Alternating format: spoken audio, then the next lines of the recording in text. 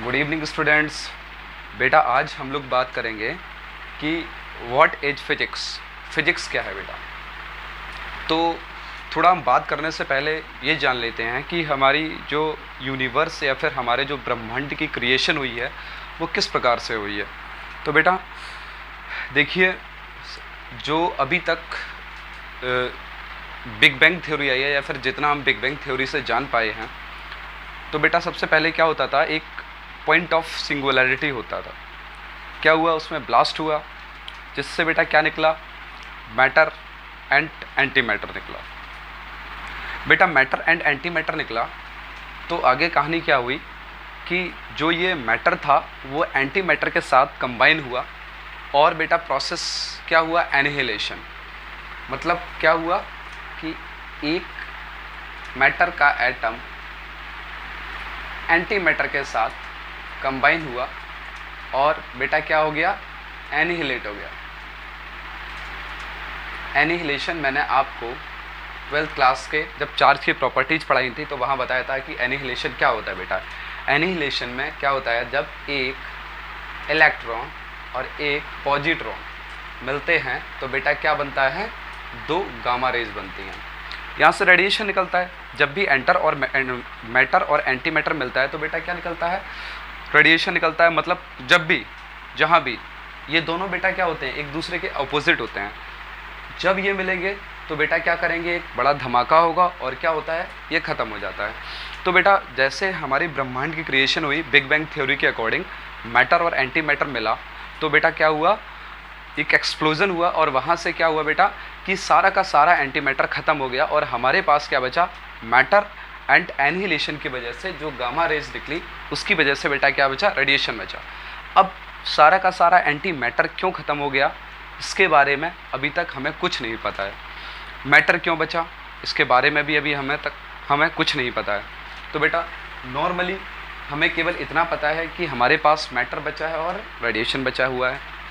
तो बेटा देखिए बेटा, आपको ऐसा लग रहा होगा कि एंटी मैटर जैसी कोई चीज़ नहीं होती है, हम इसे प्रूव कर चुके हैं, बना चुके हैं। आपने सुना होगा LHC लार्ज हाइड्रो कोलाइडर के बारे में, वहाँ हम लोग एंटी हाइड्रोजन एटम बना चुके हैं। देखिए मैटर में आपका जो मैटर बना हुआ है वो एटम से बना हुआ है। बीच में क्या होता है बेटा, आपका ये न्यूक्लियस होता है। इसमें क्या होते हैं बेटा, प्रोटॉन्स प्लस न्यूट्रॉन्स होते हैं और ये भी बहुत स्मॉल पार्टिकल से बनते हैं बेटा, जिन्हें हम क्वार्क्स थ्योरी बोलते हैं। क्वार्क्स होते हैं, उनसे बने हुए होते हैं और इनके आसपास क्या घूम रहा होता है बेटा, एक इलेक्ट्रॉन घूम रहा होता है। सेम अगर मैं बात करूं एंटी मैटर किससे बनता है, वो एंटी एटम से बनता है। एंटी एटम में बेटा बीच में क्या होता है, इसी न्यूक्लियस की तरह इसके अंदर भी न्यूक्लियस होता है, बट बेटा ये नेगेटिवली चार्ज्ड न्यूक्लियस होता है। एंटी मैटर है तो जस्ट इसका अपोजिट होगा। और जो यहाँ पर राउंड लगाता है ये बेटा क्या होता है, पॉजिटिवली चार्ज, इसको बोलते हैं पॉजिट्रॉन, इसको बोलते हैं बेटा इलेक्ट्रॉन, ये होता है पॉजिट्रॉन। तो एंटी हाइड्रोजन एटम हम बना चुके हैं। LHC जो लार्ज हाइड्रो कोलाइडर हमारी है उससे हम एंटी हाइड्रोजन एटम बना चुके हैं।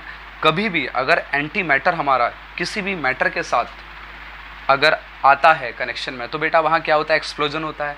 तो हमने ये बना के कहाँ रखा, किस तरीके से रखा बेटा, हमने एंटी हाइड्रोजन एटम को बना के मैग्नेटिक फील्ड के अंदर रखा और वहाँ इसे किसी मैटर से टच नहीं होने दिया। बट ये हाईली अनस्टेबल होता है और ये ख़त्म हो गया।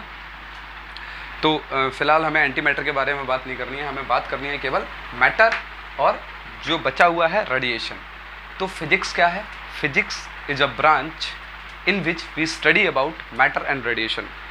भौतिकी क्या है बेटा, साइंस की वो ब्रांच है जिसमें हम क्या पढ़ते हैं, मैटर और रेडिएशन के बारे में स्टडी करते हैं। ठीक है बेटा। तो देखिए मैटर और रेडिएशन के बारे में स्टडी करते हैं तो हम लोगों ने क्या किया है, अलग अलग ब्रांचेस को जन्म दिया। फिजिक्स में भी अलग अलग डोमेन को हमने जन्म दिया। जैसे 1900 तक बेटा, 1900 तक जो भी हमारी फिजिक्स थी बेटा, 1900 तक 1900 तक जो हम फिजिक्स पढ़ते थे उस फिजिक्स को बेटा हम क्या बोलते थे, क्लासिकल फिजिक्स। क्लासिकल फिजिक्स में मेनली 3 ब्रांचेज होती थी, क्लासिकल मैकेनिक्स,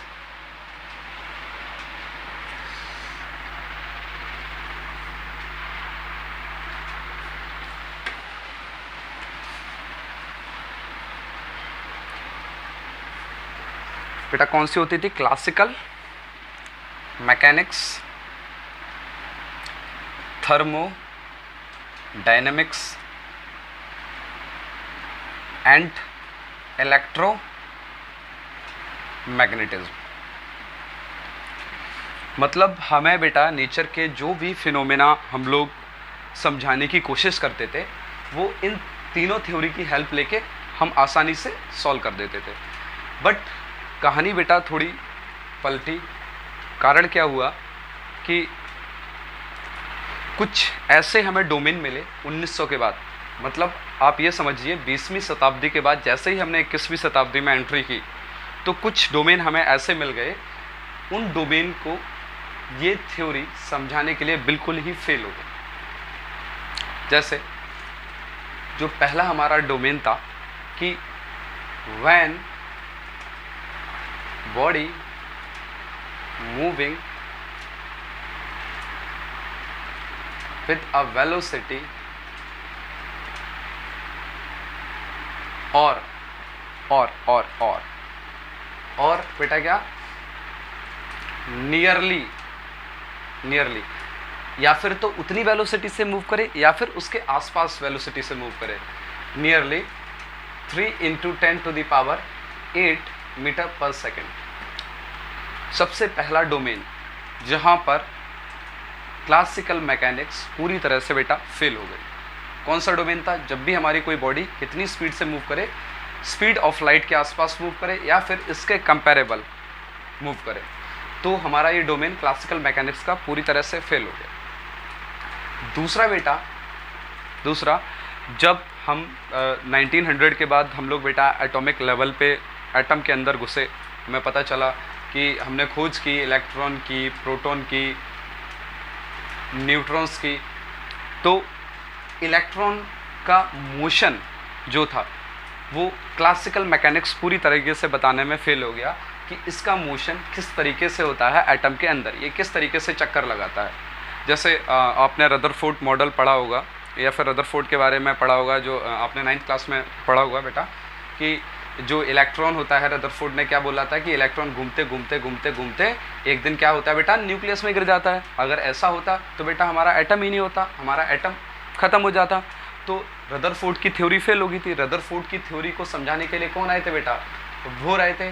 बोर ने किस तरीके से समझाया था? कुछ अपने पोस्टुलेट वगैरह लिए थे, ठीक है, आगे थ्योरी उन्होंने जनरेट की थी। तो बेटा पार्टिकल लेवल पे या फिर हम कह सकते हैं एटॉमिक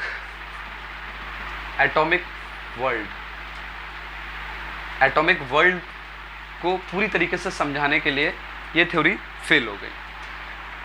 पहला डोमेन कहाँ फेल हुई थी थ्योरी? जब बॉडी की स्पीड कितनी हो जाए बेटा, लाइट के स्पीड ऑफ लाइट के आसपास हो जाए। दूसरी में जब हमारा पार्टिकल का साइज, बॉडी का साइज बहुत छोटा सा हो जाए, एटॉमिक लेवल पे अगर हम बात करें, तो ये थ्योरीज फेल हो गई। तो बेटा फिर किन थ्योरी का जन्म हुआ? इन 1905 बेटा इस चीज़ को समझाने के लिए, इस डोमेन को समझाने के लिए नई थ्योरी का जन्म हुआ, जिसको हमने बोला स्पेशल थ्योरी ऑफ रिलेटिविटी। बेटा किसका जन्म हुआ? स्पेशल थ्योरी ऑफ रिलेटिविटी इन 1905 में। बेटा ये किसने दी थी? Sir Albert Einstein. देखिए बहुत ही बड़े साइंटिस्ट थे सर अल्बर्ट आइंस्टीन। आपने बहुत ज़्यादा नाम सुना होगा, इनकी बहुत फेमस इक्वेशन है E = mc²। आपने सुना होगा।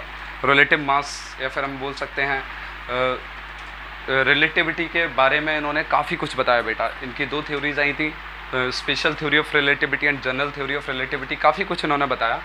फिलहाल अभी हमें इनकी थ्योरीज पे डिस्कशन नहीं करना। देखिए सेकंड जो डोमेन था, यहाँ से बेटा नई ब्रांच पैदा हुई, क्वांटम मैकेनिक्स।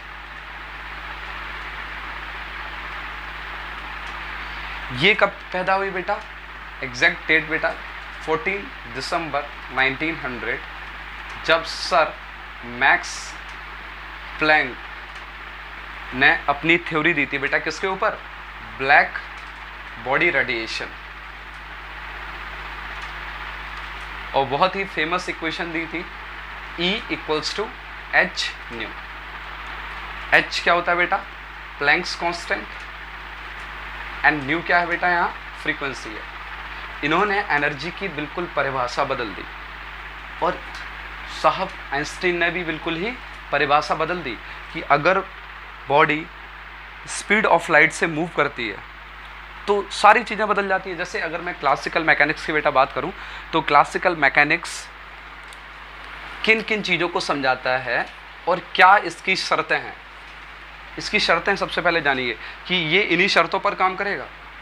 अगर इसकी शर्तें पूरी नहीं हुई तो क्लासिकल मैकेनिक्स वर्क नहीं करेगा। पहली शर्त क्या थी बेटा कि ये लार्ज मासेस के लिए,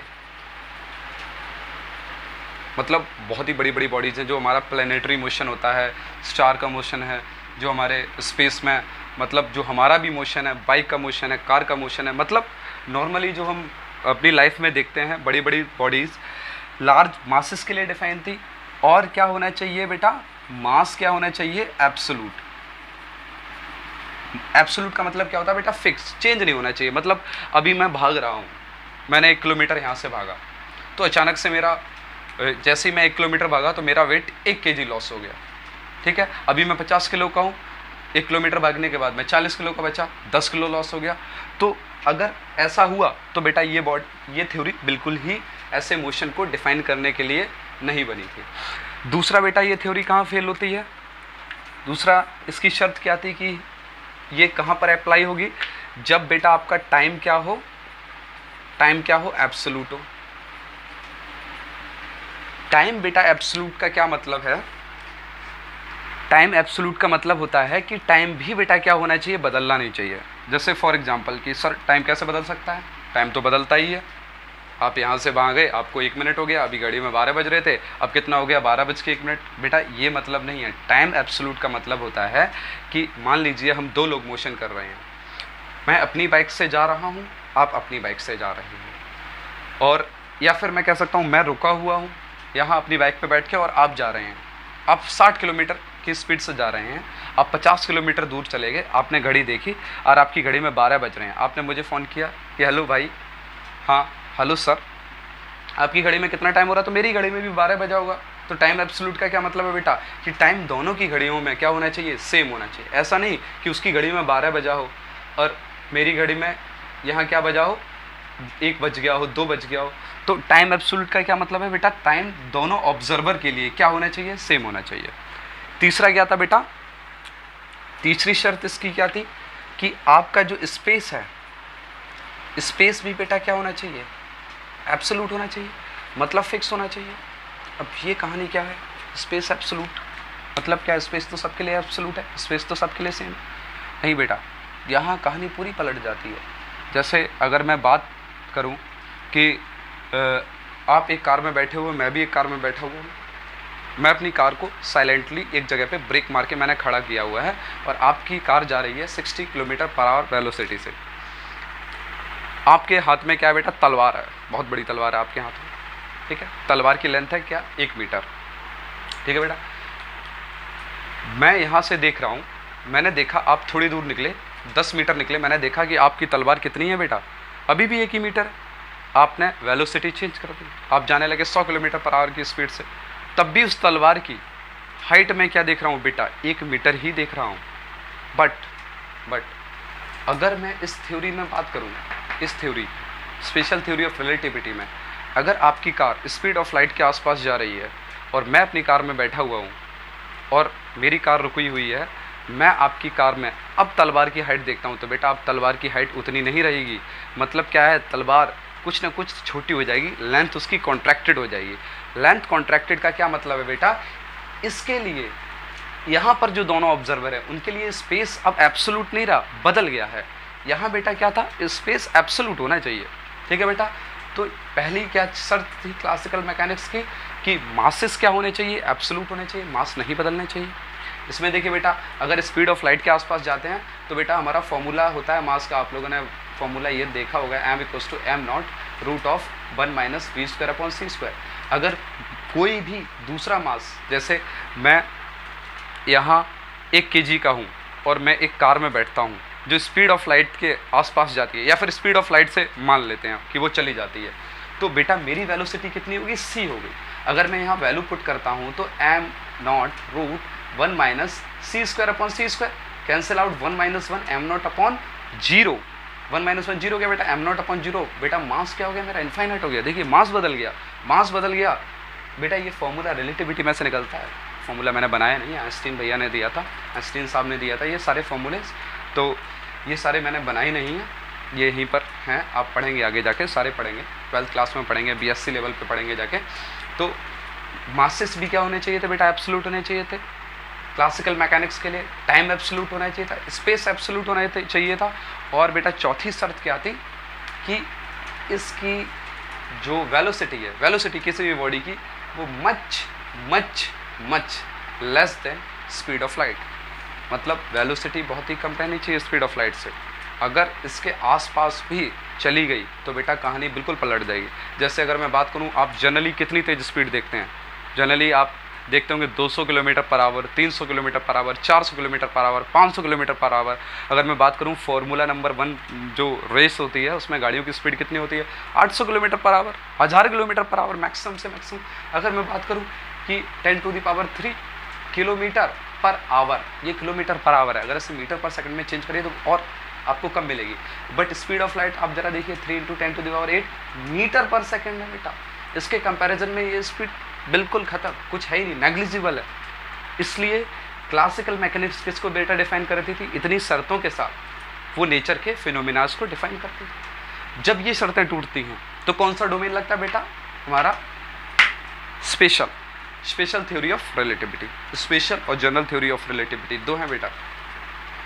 और जब हम पार्टिकल के बहुत ही छोटे सूक्ष्म लेवल पे चले जाते हैं तो बेटा वहाँ पर अगर किसी भी मोशन को डिफाइन करने के लिए कौन सी थ्योरी आती है, क्वांटम मैकेनिक्स। ये अपनी एक अलग दुनिया है, most toughest subject of the world quantum mechanics. इतनी मैथमेटिक्स, इतनी वियर्ड कि आपका दिमाग खराब हो जाएगा कि क्या है ये क्वांटम मैकेनिक्स, लेकिन बहुत मज़ेदार है। Same special theory of relativity अपनी अलग दुनिया है बेटा। क्लासिकल मैकेनिक्स अपनी अलग दुनिया है, थर्मोडायनेमिक्स, इलेक्ट्रोमैग्नेटिज्म, बहुत सारी, ये सारे अपने अलग अलग डोमेन है। बहुत ही मतलब कह सकते हैं बहुत ही इंटरेस्टिंग थ्योरीज़ हैं। बहुत मज़ा आने वाला है हम लोगों को। बेसिकली हमें बेटा क्लास 11th को स्टार्ट करना था, तो आज क्लास 11th को स्टार्ट करने से पहले मुझे लगा कि आपको मतलब एक ब्रीफ इंट्रोडक्शन दिया जाए फिजिक्स के बारे में। आपको पता होना चाहिए कि आपको पढ़ना क्या है, आप पढ़ क्या रहे हैं। क्योंकि बेटा हमें बहुत ज़रूरी जानना है कि हम किस सब्जेक्ट को किस तरीके से पढ़ते हैं, कैसे हमें पढ़ना है। एक ब्रीफ इंट्रोडक्शन होना चाहिए। फिजिक्स आप समझ लीजिए, आप अपनी ज़िंदगी में जहाँ देखेंगे वहाँ आपको फिजिक्स मिलेगी। बहुत ही इजी। आप किसी चीज़ को ऑब्ज़र्व करें, फिर सोचें, विचारें, फिर इम्प्लीमेंटेशन करें। यही क्या है बेटा, पूरी फिजिक्स है और कुछ नहीं। देखिए इसके इतना ज़्यादा इंटरेस्टिंग सब्जेक्ट है कि इसमें आप कभी बोर होने वाले नहीं हैं। तो आप 11th, अब हम 11th क्लास स्टार्ट करेंगे, तो बेटा 11th क्लास स्टार्ट करने से पहले एक आपका इंट्रोडक्शन हो गया। तो अब हम लोग क्या बेटा पढ़ेंगे, अब बेसिक मैथमेटिक्स पढ़ेंगे। कारण क्या है, हमें मैथमेटिक्स पढ़ना बहुत ज़रूरी है। बेसिक मैथमेटिक्स जैसे डिफरेंशियल कैलकुलस है, इंटीग्रल कैलकुलस है, टिग्नोमेट्री कुछ आपको पढ़नी है, लॉगरिथमिक फंक्शंस कुछ पढ़ने हैं। क्योंकि बेटा 10th क्लास में आपने पढ़े नहीं है, 11th क्लास में आते आते आपको इतनी जल्दी आप उनको नहीं पढ़ पाएंगे। खासतौर से इंटीग्रल कैलकुलस तो बेटा आपकी 12th में है। तो इसलिए मैं अगले लेक्चर में आपको बेसिक मैथमेटिक्स पढ़ाऊँगा सारी की सारी। ज़्यादा हमें मैथमेटिक्स में घुसना नहीं है, केवल एक जनरल लेक्चर लेना है मैथमेटिक्स का, सिंपल सारी चीज़ें। फिर हम unit and dimension, vector algebra, फिर आगे चलते हैं काइनेमेटिक्स, फिर Newton's laws of motion, work energy power, rigid body dynamics, oscillation and waves. इस तरीके से थर्मोडायनेमिक्स हम आगे बढ़ते जाएंगे। ठीक है बेटा, तो आराम से पढ़िए, टेंशन फ्री होकर पढ़िए। जो भी बेटा कंपटीशन की तैयारी कर रही हैं, कॉम्पिटिटिव लेवल की, नीट हो, जेई की हो, आप बिल्कुल परेशान मत होइए। आराम से कॉपी किताब लेके बैठिए, मस्ती से पढ़िए, कोई दिक्कत वाली बात नहीं है। एक एक कॉन्सेप्ट आपको समझ में आएगा। नहीं समझ में आता है आप मुझे कमेंट करिए, मैं आपको दोबारा से चीज़ें बताऊंगा, दोबारा से समझाने की कोशिश करूंगा। आप फिजिक्स में बिल्कुल मत डरिए। अगर आप फिजिक्स का एक एक लेक्चर अटेंड करते गए तो बेटा आपको कोई प्रॉब्लम नहीं आने वाली फिजिक्स की। आप फिजिक्स में भीष्म पितामह हो जाएंगे, महारथी, मतलब आपको कोई नहीं हरा सकता। ठीक है बेटा, थैंक यू। मिलते हैं अगले लेक्चर में बेसिक मैथमेटिक्स के।